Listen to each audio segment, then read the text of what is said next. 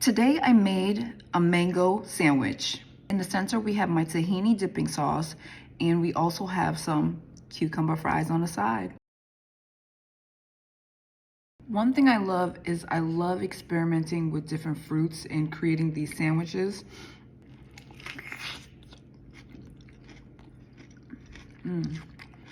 It's sweet, it has a savory aspect to it.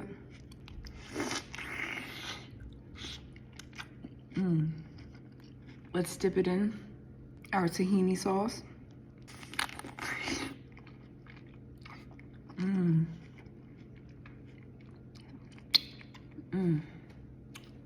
It's creamy.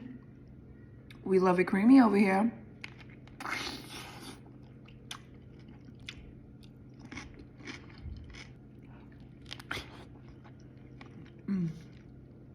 Last bite. Thanks again for watching. Until next time.